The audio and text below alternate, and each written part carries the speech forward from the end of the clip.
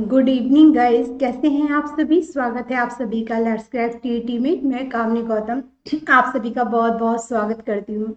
Guys, आज जो हम डिस्कस करेंगे वो हिंदी की लास्ट, यानी कि मैंने हिंदी में आपको उपचारात्मक शिक्षण के बारे में बताया था, तो उसी पर आधारित कुछ महत्वपूर्ण प्रश्न मैंने आप सभी के लिए लिए हैं। तो जल्दी से क्लास में आ जाइएगा और ये लिंक सभी ग्रुप में शेयर कर दीजिएगा, जिससे कि सभी के सभी जो लर्नर हैं वो आ जाएं। ठीक है, तो आज की क्लास में हम डिस्कस करेंगे उपचारात्मक शिक्षण पर आधारित कुछ महत्वपूर्ण प्रश्न। ओके, तो एक बार बता दीजिएगा कि वॉइस और वीडियो दोनों क्लियर हैं। हेलो नमित। तो देखिएगा, बिना किसी देरी के पहला क्वेश्चन आप सभी के सामने आता हुआ। क्वेश्चन किस तरीके से है, अच्छे से देखिए, सोच समझ के जवाब दें। ठीक है, चलिए। तो पहला प्रश्न आप सभी के सामने, उससे पहले जो भी क्लास में जुड़ चुके हैं सभी का स्वागत है। देखिए पहला प्रश्न क्या है। उपचारात्मक शिक्षण की आवश्यकता होती है सर्जनशील बालकों के लिए, कक्षा स्तर के अनुकूल प्रगति न करने वाले बालकों के लिए, आदिवासी बालकों के लिए, या फिर दृष्टिकोण वाले बालकों के लिए। तो जल्दी से कमेंट कर दीजिएगा क्या है इस प्रश्न का सही जवाब। उपचारात्मक शिक्षण की आवश्यकता होती है क्या, तो ये आप सभी को बताना है। जल्दी से कमेंट करें और सही आंसर मुझे दें। देखें क्या आंसर आप सभी का मिलता है। चलिए, तो यहां पर आप सभी के आंसर, उपचारात्मक शिक्षण तो आप सभी जानते हैं, तो यहाँ बी आंसर मुझे मिला है, जो कि बिल्कुल सही जवाब है। बहुत बढ़िया आंसर, बी ऑप्शन एकदम करेक्ट आंसर है। चलिए, बी को लॉक किया जाता है, क्योंकि क्वेश्चंस बहुत हैं, तो यहाँ पर भी आपको डाउट लगता है वहां पर आप पूछें। उपचारात्मक शिक्षण की आवश्यकता होती है कि जो बच्चे अपनी कक्षा स्तर के अनुकूल प्रगति नहीं कर पाते हैं, वहां पिछड़ जाते हैं, तो उनके लिए क्या है, उस समस्या से निकलने के लिए उपचार की आवश्यकता होती है। निदान किया जाता है, निदान के आधार पर उपचार किया जाता है। तो राइट आंसर सेकेंड ऑप्शन। आगे देखिएगा, नेक्स्ट प्रश्न आप सभी के सामने। उपचारात्मक शिक्षण से फर्स्ट, बच्चों की त्रुटियों का निवारण होता है। सेकंड, बच्चे हीन भावना से ग्रस्त नहीं होते। थर्ड, बच्चों की अपेक्षित प्रगति होती है। या फिर फोर्थ, उपरोक्त सभी। तो जल्दी से आंसर दें, क्या है इस प्रश्न का जवाब। देखें क्या आंसर आप सभी का मिलता है। उपचारात्मक शिक्षण से तो क्या होना चाहिए सही जवाब, जल्दी से कमेंट करके बता दीजिएगा। कोई भी प्रॉब्लम आए, ना समझ में आए क्वेश्चन, या फिर उसका आंसर, तो तुरंत आप पूछिए। ठीक है, तो जल्दी से बताएं उपचारात्मक शिक्षण के बारे में। यहाँ पर तो आप सभी के आंसर आने लगे हैं। डी ऑप्शन मुझे मिला है। भाई, उपचारात्मक शिक्षण में आपने देखा कि बच्चों की त्रुटियों का निवारण किया जा रहा है। बच्चे हीन भावना से ग्रस्त नहीं होते, क्योंकि वहां पर बच्चों का क्या है, उपचार किया जाता है, समस्या का समाधान किया जाता है। बच्चों की अपेक्षित प्रगति होती है, यानी कि तीनों के तीनों ऑप्शन क्या है, एकदम सही जवाब है। तो यहाँ पर आपका डी ऑप्शन सही जवाब होता है। चलिए, बहुत बढ़िया आंसर आप सभी का। नेक्स्ट प्रश्न आप सभी के सामने देखिए। उपचारात्मक शिक्षण का सर्वाधिक महत्वपूर्ण उद्देश्य है क्या। छात्रों की कमियों को दूर करना, छात्रों की कमियों का पता लगाना, छात्रों के विषय के प्रति छात्रों में रुचि उत्पन्न करना, या छात्रों की प्रगति का ज्ञान प्राप्त करना। तो जल्दी से आंसर बताइएगा भाई, क्या है इस क्वेश्चन का आंसर। क्वेश्चन नंबर आप सभी के सामने थर्ड, और जल्दी से कमेंट करिएगा कि उपचारात्मक शिक्षण का सर्वाधिक महत्वपूर्ण उद्देश्य क्या होना चाहिए। तो क्या है इस प्रश्न का सही जवाब, जल्दी से कमेंट कीजिए। थर्ड का ए ऑप्शन मुझे मिला है, क्योंकि यहाँ पर आपने दिया है मुझे छात्रों की कमियों को दूर करना। बिल्कुल, जब उपचार किया जाता है तो वहां पर समस्या का समाधान किया जाता है, उसे दूर किया जाता है। तो बहुत बढ़िया आंसर, फर्स्ट ऑप्शन एकदम सही जवाब है। वेरी गुड, बहुत अच्छे से आप सभी आंसर दे रहे हैं। चलिए आगे देखिएगा, नेक्स्ट प्रश्न आप सभी के सामने। मोहन की शिक्षिका केवल उसकी व्याख्या संबंधी त्रुटियों को दूर करती है, तो यह उपचारात्मक शिक्षण नहीं है, उपचारात्मक शिक्षण है, स्पष्ट नहीं कहा जा सकता, या फिर यह निदानात्मक परीक्षण है। तो जल्दी से आंसर दीजिएगा, क्या है इस क्वेश्चन का जवाब। क्वेश्चन नंबर फोर्थ आप सभी के सामने, जल्दी से आंसर बताइए। तो यहां पर आप सभी के सामने क्वेश्चन नंबर 4, जल्दी से आंसर दें और बताएं सही जवाब। आकांक्षा, नमित जी, संजय जी, जल्दी से जवाब दीजिएगा। चलिए तो देखिए यहाँ पर क्या आंसर आपके मिलते हैं, फोर्थ का बी ऑप्शन। भाई मोहन की शिक्षा केवल उसकी व्याख्या संबंधी त्रुटियों को दूर कर रही है, ठीक है। यहाँ पर बच्चे को दिक्कतें आती हैं तो उपचार भी वहीं पर किया जाता है, यहाँ पर समस्या होती है, तो ये उपचारात्मक शिक्षण का ही कार्य किया जा रहा है। तो आपके द्वारा जो दिया गया आंसर है आप सभी के द्वारा बिल्कुल सही जवाब है, सेकंड ऑप्शन एकदम करेक्ट आंसर है। नेक्स्ट क्वेश्चन देखिएगा क्या है आप सभी के सामने। उपचारात्मक शिक्षण महत्वपूर्ण भूमिका निभाता है कहानी याद करने में, कविता याद करने में, नाटक लेखन में या उच्चारण संबंधी दोषों के निवारण में। तो जल्दी से आंसर दीजिएगा, क्या है क्वेश्चन नंबर 5 का आंसर। आंसर बताइएगा, आपके सामने आपकी स्क्रीन पर क्वेश्चन नंबर 5 है और इसका सही जवाब जल्दी से दीजिए। तो यहाँ 5 का आंसर मिला है डी ऑप्शन, और बहुत ही स्पीड से बहुत ही जल्दी आंसर देते हैं नमित, बहुत अच्छे से सोच समझ के आंसर आता है और एकदम सही जवाब भी है।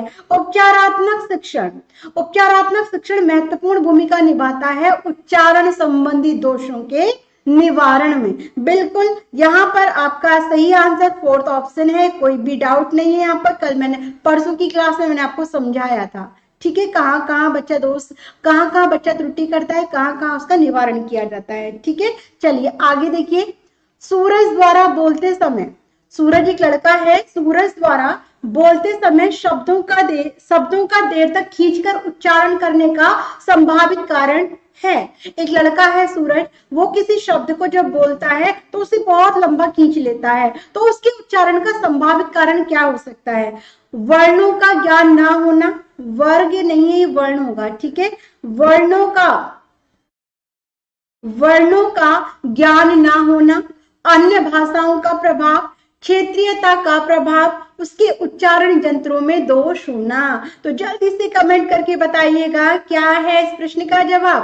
क्वेश्चन नंबर 6 आप सभी के सामने, और जल्दी से कमेंट करें कि क्या है यहाँ पर सही आंसर। तो देखिए क्या आंसर आप सभी का मिलता है। देखिए जैसे कि आपने देखा होगा, एक नाम में ऐसे कि लिखकर दिखाती हूँ जिससे कि आपको समझ में आ जाए। मान लीजिए राजेंद्र है, ठीक है, अब वो राजेंद्र को क्या बोलेगा, राजेंद्र, राजेंद्र, राजेंद्र। तो यानी कि दर को क्या है, इसमें क्या है, खींच कर बोलता है। सुरेंद्र को सुरेंद्र। तो यहाँ पर किसी भी शब्द को, किसी भी वर्ण को खींचा जाता है तो उसमें किसका प्रभाव देखने को मिलता है, यहाँ पर देखिएगा उसके उच्चारण यंत्रों में दोष का होना। डी आंसर आप सभी ने मुझे दिया है, लेकिन इस क्वेश्चन का सही जवाब क्षेत्रीयता का प्रभाव होता है, ना कि उच्चारण यंत्रों में दोष का होना। तो सही ऑप्शन यानी कि आपका थर्ड ऑप्शन एकदम सही जवाब है।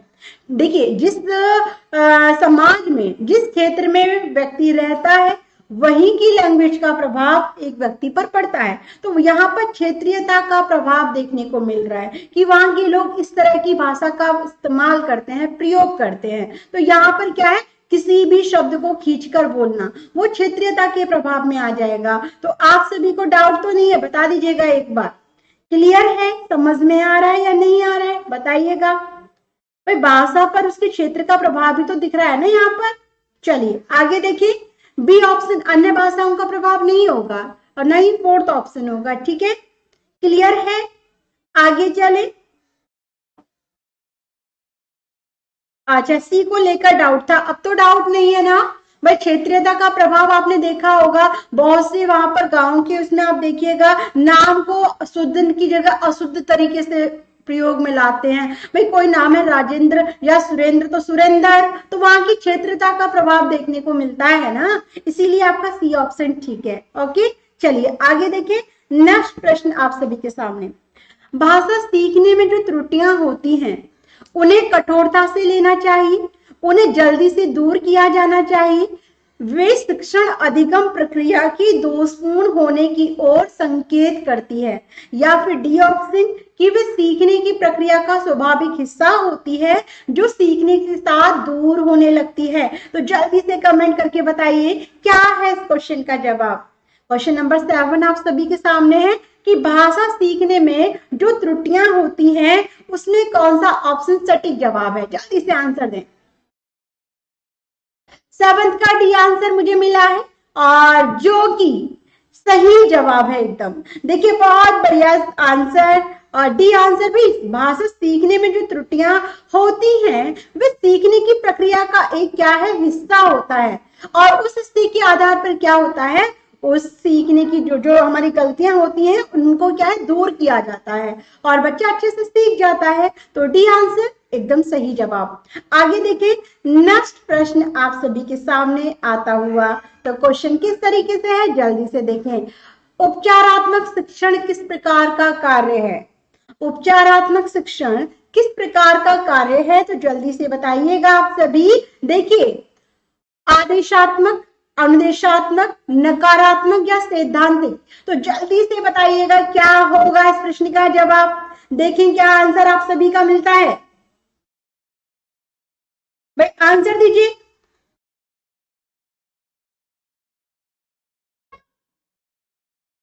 देखिए यहाँ पर क्या आंसर आपका मिलता है। बहुत बढ़िया नमी जी, बहुत अच्छे से आंसर मिलता है आपका। उपचारात्मक शिक्षण की बात करें तो ये अनुदेशात्मक कार्य प्रणाली होती है। इसमें क्या होता है, आपने देखा होगा कि अनुदेशनात्मक कार्य में जो किया जाता है वो होता है निर्देश देने से होता है। और जो निर्देश दिए जाते हैं वो शिक्षार्थी जो होते हैं उनकी समस्या के समाधान करने के लिए होते हैं। ठीक है, छात्र उपयोगी समस्या का समाधान जो होता है वो अनुदेशात्मक कार्य प्रणाली में ही होता है। तो आपका सेकंड ऑप्शन क्या हो जाएगा, बिल्कुल सही जवाब होगा। ठीक है, आगे देखिए, नेक्स्ट प्रश्न आप सभी के सामने आता हुआ। छात्रों को उपचारात्मक शिक्षण प्रदान करने की सबसे युग्म विधि, सुगम विधि कौन सी है? तो देखिए और बताएं। फर्स्ट ऑप्शन क्या है कि छात्रों के अधिगम संबंधी दोषों एवं कमजोरियों का निदान करना। सेकंड, छात्रों को व्यक्तिगत विभिन्नताओं के आधार पर उन्हें विभिन्न समूह में विभाजित करना। थर्ड, प्रत्येक छात्र के अधिगम संबंधी दोषों का व्यक्तिगत रूप से अध्ययन कर उन्हें दूर करना। या फिर फोर्थ, उपयुक्त सभी। तो जल्दी से आंसर दें, क्या है इस क्वेश्चन का जवाब। क्वेश्चन नंबर 9 आप सभी के सामने, जल्दी से आंसर मिलना चाहिए, आंसर दीजिएगा। चलिए, तो यहाँ पर क्वेश्चन नंबर 9 आप सभी के सामने है। देखते हैं क्या आंसर आप सभी का मिलता है। 9 का डी ऑप्शन आपने दिया है।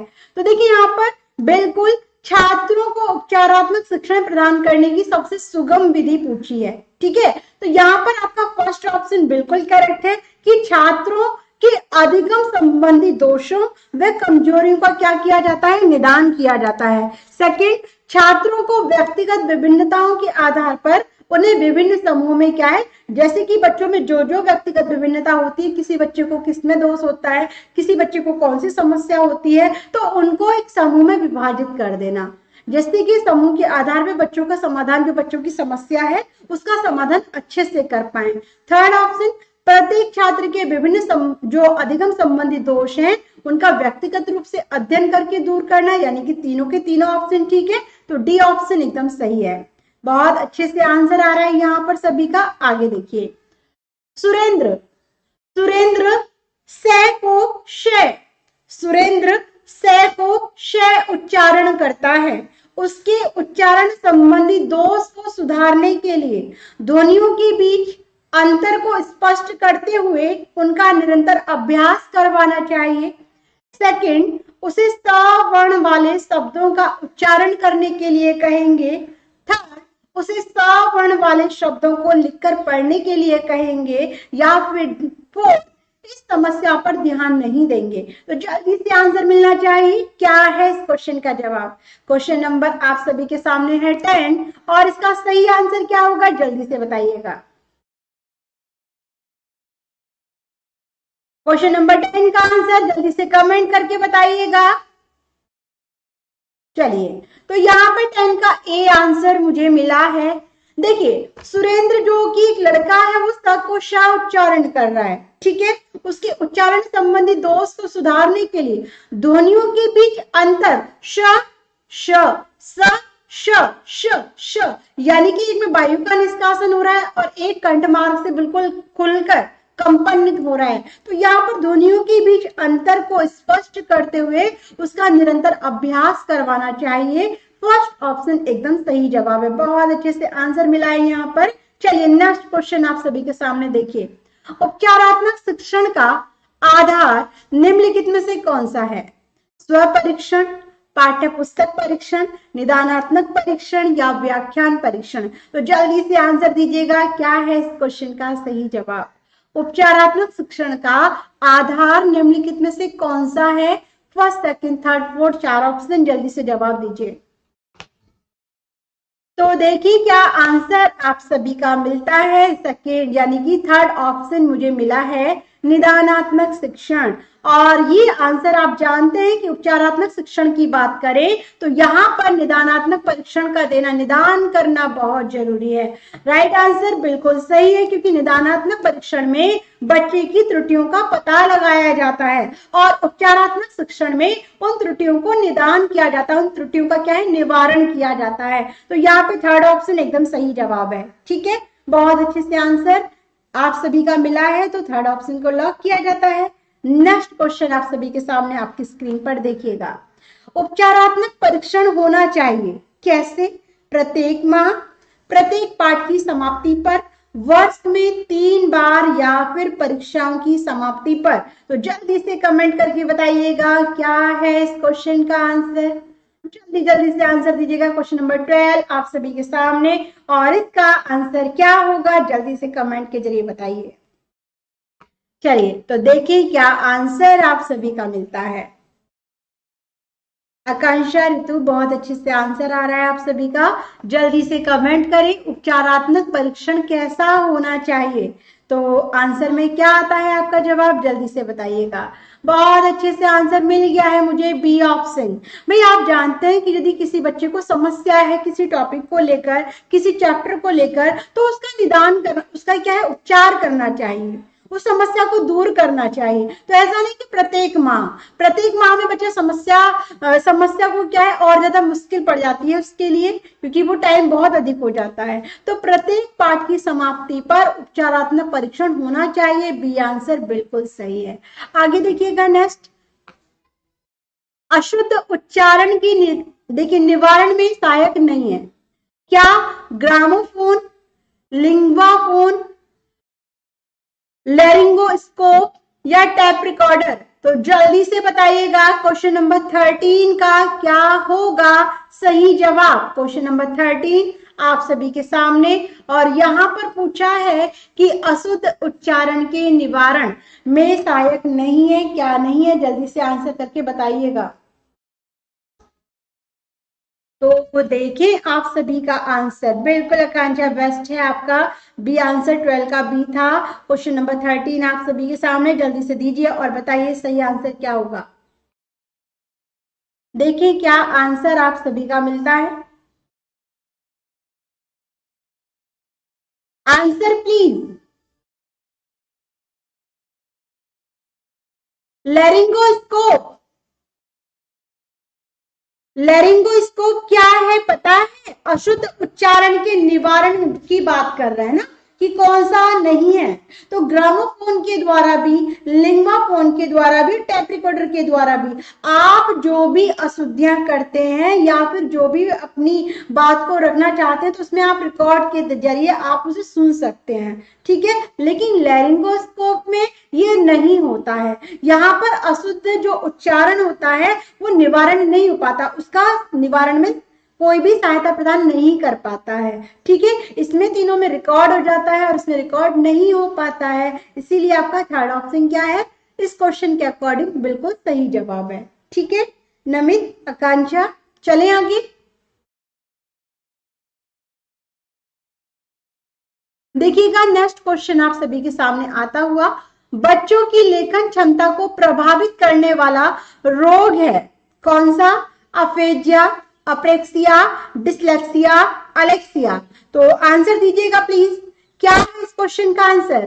बच्चों की लेखन क्षमता को प्रभावित करने वाला रोग है अफेजिया, अप्रेक्सिया, डिसलेक्सिया या एलेक्सिया? तो ये सारी की सारी जो भी अधिगम क्षमताएं हैं वो मैंने आपको क्लियर करा दी हैं। ठीक है, तो आप जल्दी से मुझे बताइएगा इस क्वेश्चन का सही आंसर क्या होगा। लेखन संबंधी पूछा है ना, तो आंसर बी करेक्ट मिलना चाहिए। भाई जल्दी से बताइएगा, बहुत अच्छे से मैंने एक आपको ट्रिक भी बताई थी, तो आंसर अच्छे से दीजिए, ठीक है। तो यहाँ पर 14 का बी आंसर मुझे मिला है, 14 का बी। बच्चों की लेखन क्षमता को प्रभावित करने वाला रोग पूछा है, ठीक है। तो बहुत अच्छे से आपने क्या है याद रखा है। बी ऑप्शन एकदम सही जवाब है, एप्रेक्सिया। ये लेखन संबंधी विकार है। बात करें अफेजिया, डिसलेक्सिया, अलेक्सिया, इनके बारे में मैंने आपको बताया भी था, ठीक है। तो यहाँ पर आपका बी ऑप्शन एकदम। देखिए बहुत से बच्चे ये सोचते हैं मैम इसमें तो डिस्ट्रॉफिया नहीं दिया है, लेकिन किसी भी विकार का अन्य नाम भी होता है, तो आपको अच्छे से इनको समझना है। और यदि आपने मेरी क्लास नहीं देखी है तो एक बार कल की क्लास को देख लीजिएगा, ठीक है। तो इस क्वेश्चन का सही जवाब बी ऑप्शन एकदम करेक्ट है। आगे देखिए नेक्स्ट। तो नेक्स्ट क्वेश्चन आप सभी के सामने देखिएगा। उपचारात्मक शिक्षण के संबंध में अनुचित कथन है। फर्स्ट, उपचारात्मक शिक्षण केवल विद्यार्थियों के निर्दोषों का निवारण करने में सहायक है। सेकंड, उपचारात्मक शिक्षण से अध्यापक भी लाभ उठाते हैं, लाभान्वित होते हैं। थर्ड, उपचारात्मक शिक्षण में विशेष कक्षाओं का आयोजन भी किया जा सकता है। फोर्थ, उपचारात्मक शिक्षण निदानात्मक परीक्षण पर भी आधारित होता है। तो जल्दी से कमेंट करके बताएं क्वेश्चन नंबर 15 का आंसर। क्वेश्चन नंबर 15 आप सभी के सामने है, देखते हैं क्या आप सभी का आंसर मिलता है मुझे।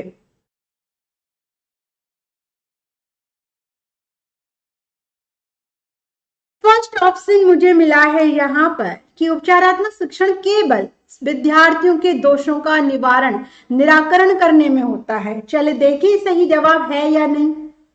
तो यहाँ पर आप सभी का जो आंसर मुझे मिल रहा है वो बिल्कुल बिल्कुल सही जवाब है। भाई यहाँ पर उपचार किया जाता है, शिक्षक का तो उपचार नहीं करेंगे ना, और ना ही शिक्षक को लाभ क्या होता है कि वो अपने विद्यार्थियों की असफलता को सफलता में बदलते हैं। तो यहाँ पर बिल्कुल सही जवाब है, ये शिक्षार्थियों के लिए होता है। तो राइट आंसर फर्स्ट ऑप्शन एकदम करेक्ट है। चलिए, भाषा शिक्षण में सहायक निदानात्मक व उपचारात्मक कार्य। सेकंड, शुद्ध भाषा पर बल। थर्ड, साहित्य शिक्षण। फोर्थ, व्याकरणिक नियमों की जानकारी। तो देखिए और बताएं क्या है इस क्वेश्चन का आंसर। क्वेश्चन नंबर 16 आप सभी के सामने, जल्दी से दीजिएगा जवाब। आंसर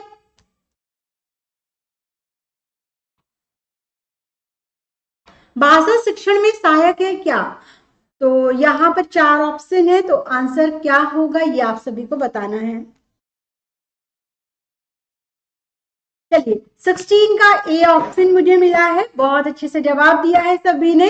क्योंकि भाषा शिक्षण में जो सहायक है वो निदानात्मक व उपचारात्मक कार्य दोनों ही है। क्योंकि इसमें क्या होता है, जो बच्चा सीखता है, जो भाषा संबंधी बच्चे को क्या होती है, कठिनाई होती है, उनका समाधान किया जाता है, ठीक है। तो आप सभी का जो जिन्होंने भी दिया फर्स्ट ऑप्शन एकदम करेक्ट है। चलिए नेक्स्ट देखिएगा। राहुल जब भी कक्षा में उत्तर देने के लिए कहा जाता है तो वह हकलाने लगता है, उसका क्या कारण हो सकता है? तो देखिए, राहुल जानबूझकर ऐसा करता है ताकि उसे जवाब न देना पड़े। राहुल को सही उत्तर नहीं आता है। राहुल की आदत है, या फिर राहुल बड़े समूह के सामने अपनी बात कहने में मनोवैज्ञानिक दबाव महसूस करता है। तो आंसर दीजिएगा, क्या है इसका सही आंसर? जल्दी से कमेंट करके बताइए,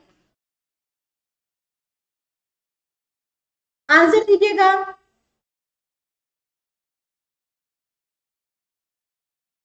सेवनटीन का डी आंसर मुझे मिल गया है, जो कि बिल्कुल मैंने कल भी आपको समझाया था। और यदि आपसे पूछा जाए कि इसमें कौन सा विकार हो सकता है, तो कौन है जो मुझे बताएगा? आप में से कौन ऐसे हैं जो मुझे बताएंगे भाई कि राहुल को जब भी कक्षा में उत्तर देने के लिए कहा जाता है वह हकलाने लगता है, वह बोल नहीं पाता है, अपने विचारों को स्पष्ट नहीं कर पाता है। तो इसमें कौन सी अधिगम अक्षमता पाई जाती है? तो जल्दी से आंसर दीजिएगा, कोई भी ऑप्शन आपको नहीं मिलेगा, बस आपका आंसर मुझे चाहिए। आंसर दीजिएगा, देखिए क्या आंसर आप सभी के मुझे मिलते हैं। भाई बताइए, कल मैंने बहुत अच्छे से आपको समझाया था। यहाँ तो आपने बहुत अच्छे से बता दिया कि फोर्थ ऑप्शन है, बिल्कुल उसे मनोवैज्ञानिक दबाव महसूस हो रहा है। वो समूह के सामने, एक ऐसे समूह के सामने जो बड़ा समूह है या वो अपरिचित है उन लोगों से, उनके सामने अपनी किसी भी अपनी मौखिक अभिव्यक्ति नहीं कर पाता है, अपने विचारों को नहीं रख पाता है। तो यहाँ पर क्या होगा इसका आंसर? मैंने पूछा है कौन सी अधिगम अक्षमता पाई जा सकती है, तो जल्दी से बताइए। डिस्थीमिया। चलिए बाकी और सभी, इससे क्या पता चलता है कि आपने कितने अच्छे से सीखा। ठीक है, तो डिस्थीमिया नहीं होता है। डिस्थीमिया जो होता है वो एक मनस्थिति होती है, जिसमें क्या होता है कि बच्चा एक दबाव में होता है, वो किसी भी कार्य में उसका मन नहीं होता है। लेकिन यहाँ पर जो अधिगम अक्षमता है वो है अपेज्या। कौन सी? भाषा संप्रेषण विकार, जिसमें बच्चा क्या होता है अपने विचारों को नहीं रख पाता है। और जब ये जब ये विकार अधिक बढ़ जाता है ना, तो ये किसमें बदल जाता है? अफेजिया से डिस्फेजिया में बदल जाता है। ठीक है, तो इसका सही आंसर क्या होगा? अफेजिया होगा संजय जी। ओके, डिस्थीमिया नहीं होगा। चलिए आगे देखिएगा, नेक्स्ट प्रश्न आप सभी के सामने क्या है। राधिका अक्सर लड़का को लका कमाई होने लगी। देखिए, राधिका अक्सर लड़का को लका कमाई होने लगी को कमाई होगी लिखना जैसी गलतियां कर बैठती है। यह इस और संकेत करता है कि राधिका ध्यान से नहीं लिखती, उसके लेखन के स्तर में सुधार की आवश्यकता है, राधिका को मात्राओं का ज्ञान नहीं है, या फिर राधिकाओं की विचारों की तेज गति के साथ उसकी लेखनी नहीं चल पाती है। तो जल्दी से कमेंट करके बताइएगा क्या है इस प्रश्न का जवाब। तो यहां पर मिला है मुझे फोर्थ ऑप्शन, जो कि हाँ जी बिल्कुल संजय। तो देखिए यहाँ पर आपका डी ऑप्शन मुझे मिला है, जो कि बिल्कुल सही जवाब है। जो उसके विचारों की गति है वो बहुत तीव्र है, उसके साथ उसकी लेखनी यानी कि लेखन कार्य क्या है, कार्य नहीं कर पाता है। तो यहाँ पर डी ऑप्शन एकदम करेक्ट है। बहुत अच्छे से सभी ने जवाब दिया है। आगे देखते हैं नेक्स्ट प्रश्न आप सभी के सामने क्या आता है। देखिएगा क्वेश्चन नंबर 19। कक्षा में कुछ बच्चे गलत वर्तनी का प्रयोग करते हुए लिखते हैं, आप क्या करेंगे? फर्स्ट, इसे एक सहज और स्वाभाविक प्रक्रिया मानते हुए कक्षा में प्रिंट समृद्ध माहौल का निर्माण करेंगे। सेकंड, शब्दों को 10-10 बार सही तरीके से लिखने के लिए कहेंगे। थर्ड, बच्चों को उनकी गलतियों का त्रुटियों का एहसास कराएंगे। फोर्थ, गलत वर्तनी वाले शब्दों पर लाल स्याही से घेरा या क्रॉस लगाएंगे। तो जल्दी से बताइएगा 19 का सही जवाब क्या होना चाहिए। देखिए यहाँ पर क्या आंसर आप सभी के मिलते हैं। 19 का फर्स्ट ऑप्शन मिला है, जो कि बिल्कुल सही जवाब है। ठीक है, देखिए भाई कोई गलत वर्तनी का प्रयोग कर रहा है तो वहां पर सहज और स्वाभाविक प्रक्रिया है बिल्कुल। तो कक्षा में प्रिंट समृद्ध माहौल ऐसा होना चाहिए, ऐसे माहौल का निर्माण करना चाहिए जिससे बच्चे की गलतियों में सुधार आ पाए। ठीक है, गुड इवनिंग अंजलि। चलिए आगे देखिएगा, नेक्स्ट क्वेश्चन आप सभी के सामने क्या है आपकी स्क्रीन पर। Question number 20। क्वेश्चन नंबर 20 देखिएगा, पहली कक्षा में पढ़ने वाली अंकिता अक्सर ई वाले शब्दों को गलत तरीके से बोलती है, आप क्या करेंगे? उसे ड वाले शब्दों की सीडी सुनने के लिए कहेंगे। ये ई नहीं होगा, ड ही होगा। ठीक है, क्योंकि यहां पर ड की बात की गई है। चलिए, अंकिता को ड वाले शब्दों की सूची देंगे। अंकिता को ड वाले शब्दों को अपने पीछे पीछे दोहराने के लिए कहेंगे। स्वयं ड वाले शब्दों को सहज भाव से उसके समक्ष प्रस्तुत करेंगे, उसे धैर्य पूर्वक बोलने का अभ्यास कराएंगे। तो जल्दी से आंसर मिलना चाहिए, क्या है इसका सही जवाब? आंसर दीजिएगा। तो यहाँ पर आंसर मिला है मुझे डी ऑप्शन। बहुत इजी था, अच्छे से आप सभी ने आंसर दिया। डी आंसर इसका एकदम करेक्ट आंसर है। चलिए आगे देखते हैं नेक्स्ट क्वेश्चन क्या है आप सभी की स्क्रीन पर। तो क्वेश्चन नंबर 21 क्या कहता है, देखिएगा। भाषा सीखने में जो त्रुटियां होती हैं उन्हें कठोरता से लेना चाहिए, उन्हें जल्दी से दूर किया जाना चाहिए। वे बच्चों की त्रुटियों की ओर संकेत करती है। वे सीखने की प्रक्रिया का स्वाभाविक हिस्सा होती है जो समय के साथ दूर होने लगती है। तो जल्दी से कमेंट करके बताएं क्या है इस क्वेश्चन का जवाब। क्वेश्चन नंबर 21 आप सभी के सामने, जल्दी से आंसर मिलना चाहिए। Answer please. चलिए, तो 21 का भी मुझे डी आंसर मिला है, जो कि एकदम सही जवाब है। वे सीखने की प्रक्रिया का स्वाभाविक हिस्सा होती हैं जो समय के साथ दूर होने लगती हैं। ठीक है, जैसे जैसे बच्चा उनका समाधान करता है वो दूर हो जाती है। तो फोर्थ ऑप्शन इसका सही जवाब है। नेक्स्ट क्वेश्चन देखिएगा कि हिंदी भाषा को कक्षा में एक बच्चा बोलते समय अपनी मातृभाषा के शब्दों का प्रयोग करता है। किसका? मातृभाषा का। ऐसी स्थिति में आप क्या करेंगे? उसे टोकेंगे और उसकी मातृभाषा के शब्दों के स्थान पर हिंदी के पदों का प्रयोग दृढ़ता से करवाएंगे, या फिर सेकंड, उसकी भाविक अभिव्यक्ति, उसकी जो अभिव्यक्ति है, मौखिक अभिव्यक्ति, मौखिक होना चाहिए यहाँ पर, मौखिक अभिव्यक्ति पर ध्यान नहीं देंगे और पाठ जारी रखेंगे। थर्ड, उसे टोकेंगे नहीं, उसे होगा ये, ठीक है, थोड़ा सा टाइपिंग में मिस्टेक हुआ है, उसे टोकेंगे नहीं और उसकी मातृभाषा, ये मातृभाषा है, और उसकी मातृभाषा के शब्दों के स्थान पर हिंदी के शब्दों का प्रयोग कर वाक्य को दोहराएंगे। या फिर फोर्थ, उसे टोकेंगे नहीं और उसकी मातृभाषा के शब्दों का ही प्रयोग स्वयं भी करेंगे। तो जल्दी से बताइएगा 23 का आंसर। देखें क्या आंसर आप सभी का मिलता है। 23 क्वेश्चन आप सभी के सामने, जल्दी से आंसर दीजिएगा सभी। भाई क्या होना चाहिए इसका जवाब? तो अभी तक मुझे आप सभी के कमेंट्स नहीं मिले हैं, जल्दी से आंसर मिलने चाहिए। चलिए, तो देखिए यहाँ पर 23 का जो आंसर होगा वो सही जवाब देखिएगा। भाई यहाँ पर राइट आंसर क्या होना चाहिए बताइएगा। डी ऑप्शन आप सभी ने मुझे दिया है। देखिए, उसे टोकेंगे और उसकी मातृभाषा के शब्दों के स्थान पर हिंदी के पदों का प्रयोग, भाई क्या है, बहुत दृढ़ता से करवाएंगे। तो यहाँ पे बच्चा क्या है, डर जाता है, सहम जाता है, तो सेकंड, फर्स्ट को बिल्कुल भी नहीं प्रयोग करेंगे।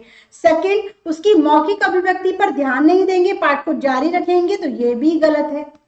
थर्ड क्या कहता है, उसे टोकेंगे नहीं और उसकी मातृभाषा के शब्दों के स्थान पर हिंदी के शब्दों का प्रयोग कर वाक्य को दोहराएंगे। चलिए देखते हैं। फोर्थ, उसे टोकेंगे नहीं और उसकी मातृभाषा के शब्दों का ही प्रयोग करेंगे, तो फोर्थ भी गलत है। इस क्वेश्चन का सही जवाब थर्ड ऑप्शन है। तो जिन्होंने भी लगाया है क्वेश्चन नंबर 23 का थर्ड ऑप्शन, वो एकदम करेक्ट होगा। ठीक है, यहाँ पर सही जवाब जो होगा वो है 23 का थर्ड ऑप्शन। डी क्यों होगा संजय जी? यदि कोई बच्चा गलती करता है, ठीक है, तो आप क्या उसी के अकॉर्डिंग बोलना स्टार्ट कर देंगे? नहीं, आप उसकी मातृभाषा को सम्मान देते हुए उन वाक्यों को, उन हिंदी विचारों को आप क्या है, उन शब्दों को हिंदी में व्यक्त करेंगे। तो यहाँ पर थर्ड ऑप्शन क्या होना चाहिए, सही जवाब होना चाहिए। ठीक है, क्लियर हुआ या नहीं हुआ पहले बताइए मुझे। अच्छा, सी किसी ने भी नहीं देखा, ये तो नाइंसाफी हो गई आप सभी के साथ। मुझे लगता है सी इधर कोने में था ना, इसलिए बेचारा ध्यान में नहीं आया, और नहीं देखने का क्या रिजल्ट मिला कि एक क्वेश्चन गलत हो गया। ठीक है, तो अच्छे से देखो, नेक्स्ट क्वेश्चन आप सभी के सामने देखिएगा। मौखिक अभिव्यक्ति के समय होने वाली त्रुटियों पर बार बार टोकने से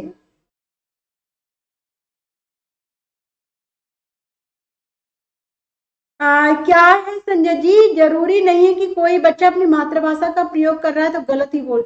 नहीं नहीं नहीं नहीं, बिल्कुल नहीं, ये बात बिल्कुल सत्य है कि कोई बच्चा यदि अपनी मातृभाषा के आधार पर आपको समझाने की कोशिश करता है तो जरूरी नहीं है कि वो गलत बोल रहा है, वो अपनी मातृभाषा में समझाने की कोशिश कर रहा है, प्रयास कर रहा है। लेकिन आप, ऐसा तो नहीं है ना कि आप भी उसकी मातृभाषा के आधार पर ही उसको समझाएंगे। आप कहीं ना कहीं उसकी मातृभाषा को सम्मान देते हुए हिंदी वाले शब्दों का प्रयोग करेंगे। ठीक है, जिससे कि बच्चा समझ जाए। ओके, चलिए आगे देखिएगा क्वेश्चन नंबर 24 क्या है। मौखिक अभिव्यक्ति के समय होने वाली त्रुटियों पर बार बार टोकने से बच्चा धीरे धीरे खामोश होने लगते हैं, बच्चों के भीतर आत्मविश्वास बढ़ता है, बच्चों की त्रुटियां समाप्त हो जाती हैं, या फिर बच्चे अपनी त्रुटियों के कारण को समझ जाते हैं। तो जल्दी से बताइए, इच्चे नहीं है, बच्चे हैं ये, बच्चे। ठीक है, तो जल्दी से बताइए क्या है इस प्रश्न का जवाब। क्वेश्चन नंबर 24 आप सभी के सामने। 1 सेकंड रुक जाइएगा, नेट का प्रॉब्लम नहीं है।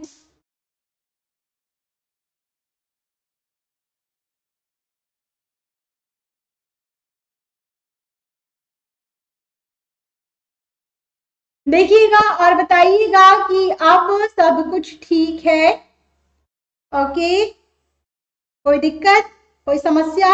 अब तो ठीक है ना नेट। चलिए, तो यहाँ पर क्वेश्चन नंबर 24 था आप सभी के सामने, तो जल्दी से जवाब दीजिएगा। क्या होना चाहिए आंसर? तो सी आंसर मुझे मिला है 24 का, सी आंसर। अरे कितनी गलती कर देते हैं आप। चलिए, तो देखिए, मौखिक अभिव्यक्ति के समय यदि कोई बच्चा अपने विचारों को रख रहा है और आप बीच बीच में क्या है, अरे नहीं नहीं बेटा ऐसा नहीं ऐसा बोलना चाहिए, अरे बेटा ऐसा नहीं ऐसा बोलना चाहिए, तो बच्चा बोलना ही बंद कर देता है। तो यहाँ पर राइट आंसर फर्स्ट ऑप्शन होगा, बच्चे धीरे धीरे खामोश होने लगते हैं, क्योंकि आप उन्हें मोटिवेट नहीं कर रहे हो, आप तो उनकी कमियों को उजागर कर रहे हो ना। तो राइट आंसर क्या होगा? फर्स्ट ऑप्शन होगा। मैम आपने मातृभाषा यूज करते समय उसमें गलत कहा बोलता है बच्चा 23 में। 1 सेकंड देखो क्या मैंने क्या कहा है आपसे, देखती हूँ। मातृभाषा के शब्दों का प्रयोग करता है ऐसी स्थिति में क्या करेंगे, ये बोला था मैंने। तो उसमें मतलब आंसर क्लियर हुआ या नहीं ये बताइएगा पहले आप मुझे। भाई आंसर क्लियर है नमित जी? आंसर क्लियर हो गया ना? खामोश हो जाते हैं ना यदि हम किसी बच्चे को क्या है बार बार टोकेंगे, तो बच्चे की त्रुटियां समाप्त नहीं होने वाली, बच्चा ही शांत हो जाएगा, क्या बोलना ही नहीं है ना। हमारा टीचर इतना खड़ूस है कि बोलने का मौका ही नहीं देता है, तो बच्चे को जब मौका मिलेगा और बच्चे को कॉन्फिडेंस आएगा तो बच्चा अपने आप बोलना सीखेगा, त्रुटियों में भी निवारण होने लगेगा, त्रुटियों में सुधार होने लगेगा। ठीक है, तो यहाँ पे राइट आंसर फर्स्ट ऑप्शन होगा। क्लियर? आगे चले, देखें भाई, बताइएगा समझ में आ रहा है या नहीं आ रहा है? मुझे लगता है नेट का इश्यू तो नहीं है। बहुत बहुत स्वागत है संदीप ठाकुर जी। समझ, अच्छा कौन सा वाला पूछा है बताइएगा ना। मैं देखिए 13 वाले को हम क्लियर करते हैं, समझिएगा। क्वेश्चन क्या कहता है कि हिंदी भाषा को कक्षा में एक बच्चा बोलते समय अपनी मातृभाषा के शब्दों का प्रयोग करता है। बिल्कुल, ऐसी स्थिति में आप क्या करेंगे? ठीक है, फर्स्ट ऑप्शन तो गलत हो जाएगा कि उसे टोकेंगे और उसकी मातृभाषा के शब्दों के स्थान पर हिंदी के पदों का प्रयोग करेंगे। यहाँ पर क्या है, जरूरी नहीं कि बच्चा गलत बोल रहा है, मातृभाषा में समझाने की कोशिश कर रहा है, लेकिन हो सकता है सही भी प्रयोग कर रहा हो, तो फर्स्ट ऑप्शन को हम यूज नहीं करेंगे। ठीक है, सेकंड वाला क्या है कि उसकी मौखिक अभिव्यक्ति पर ध्यान नहीं देंगे, पाठ को जारी रखेंगे, ये गलत है, ऐसा नहीं हो सकता, एक अच्छा अध्यापक ऐसा नहीं करता है। थर्ड ऑप्शन कहता है कि उसे टोकेंगे नहीं, उसे हमें टोकना नहीं है, बच्चा बोल रहा है सही तो बोल रहा है, उसकी मातृभाषा के शब्दों के स्थान पर हिंदी के शब्दों का प्रयोग कर वाक्य को दोहराएंगे। अच्छा बच्चा ये बोला है ना आपने, तो बच्चा क्या वो कहेगा, हाँ सर मैंने यही बोला था, कि उसकी मातृभाषा को भी सम्मान मिल गया और उसकी बात भी सही हो गई। तो यहाँ पे थर्ड ऑप्शन आपका सही जवाब है। ठीक है, अब क्लियर हुआ या नहीं हुआ बताइएगा एक बार। क्लियर होना चाहिए भैया, अब तो ये मत बोलना कि नहीं हुआ है मैम। समझ में आ गया या नहीं आया अभी भी? चलिए आगे देखिए, नेक्स्ट क्वेश्चन देखिएगा, क्वेश्चन नंबर 25। भाषा सीखने में होने वाली त्रुटियां। फर्स्ट, सही नहीं है, इनके प्रति कठोर रवैया अपनाना चाहिए। सेकंड, बच्चे शिक्षक पाठ्यक्रम आदि की असफलताओं के संकेतक हैं। थर्ड, भाषा प्रयोग की असफलता की ओर संकेत करती है। फोर्थ, भाषा सीखने की प्रक्रिया के स्वाभाविक पड़ाव हैं। तो जल्दी से दीजिएगा जवाब, क्या होगा इसका सही आंसर। भाषा सीखने की प्रक्रिया के स्वाभाविक वो पड़ाव जो होते हैं वो माने गए हैं। तो जल्दी से दीजिएगा आंसर, 25 का क्या होना चाहिए सही जवाब। देखिए क्या आंसर आप सभी का मिलता है। चलिए संदीप जी, बहुत बढ़िया, समझ में आ गया आपको और सभी को।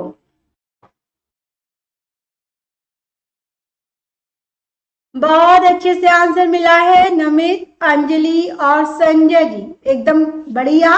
कि यहाँ पर भाषा, जो भाषा सीखी जाती है, भाषा सीखने की प्रक्रिया के स्वाभाविक पड़ाव होते हैं जिसमें बच्चा त्रुटि करते हैं, त्रुटि के आधार पर उनमें सुधार भी करते हैं। तो right answer first option, fourth option, ठीक है। चलिए आगे देखिएगा नेक्स्ट। उपचारात्मक शिक्षण की सफलता मुख्यतः निर्भर करती है किस पर। बच्चे की समाज सांस्कृतिक पृष्ठभूमि पर, बच्चे की भाषागत त्रुटियों की सूची बनाने पर, समस्याओं की पहचान पर, या फिर समस्या के कारणों के सही पहचान पर। तो जल्दी से आंसर दीजिएगा, क्या है इस प्रश्न का जवाब। देखिए क्वेश्चन नंबर 26 आप सभी के सामने, क्या है इस क्वेश्चन का सही आंसर। तो जल्दी से कमेंट कर दीजिएगा और बताइएगा 26 का जवाब। देखते हैं किसका आंसर सबसे पहले मिलता है। तो यहां पर चलिए, तो यहाँ पर सबसे पहले जो आंसर मिला है, मुझे मिला है किनका, नमित जी का। उपचारात्मक शिक्षण की सफलता मुख्यतः निर्भर करती है किस पर। तो देखिए यहाँ पर हम उपचारात्मक शिक्षण की बात कर रहे हैं, तो उपचार कब किया जाए, कब किया जाता है। जैसे कि मैंने आपको कल एक उदाहरण भी दिया था कि बच्चा डॉक्टर के पास जाए, बच्चे को समस्या है, बच्चा खा नहीं पा रहा है, सो नहीं पा रहा है, भूख नहीं लग रही है, तो डॉक्टर के पास जाके हजार बताएगा, सर डॉक्टर साहब मुझे हल्का हल्का सा फीवर भी हो रहा है, सर में भी दर्द है। अब सही दवा तभी काम करती है जब सही कारण पता चले समस्या का। सेम उपचार भी तभी होता है जब समस्या के कारणों का सही पहचान हम कर पाए। तो डी आंसर इस क्वेश्चन का बिल्कुल सही आंसर, जैसा कि मुझे सभी ने दिया है, एकदम करेक्ट जवाब है। आगे देखिएगा, कलिका हिंदी भाषा में बोलते समय कई बार अटकती है, आप क्या करेंगे। धैर्य रखते हुए उसे सहज अभिव्यक्ति के लिए प्रोत्साहित करेंगे। सेकेंड, उसे प्रभावपूर्ण अभिव्यक्ति के नमूने सुनाएंगे और कहेंगे कि उसे भी हूबहू ऐसा ही बोलना चाहिए। थर्ड, कक्षा की बाकी बच्चों, वो जो कक्षा के बाकी बच्चे होते हैं ना, उनसे कहेंगे कि कलिका के समक्ष प्रभाव पूर्ण अभिव्यक्ति के नमूने प्रस्तुत करें, या फिर कक्षा में केवल कलिका को बार बार बोलने के लिए कहेंगे। तो देखिए आप क्या आंसर देंगे, जल्दी से जवाब दीजिएगा, बहुत इजी है, आसानी से आंसर मिल सकता है।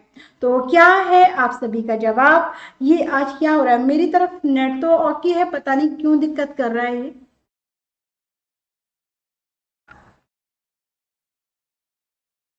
चलिए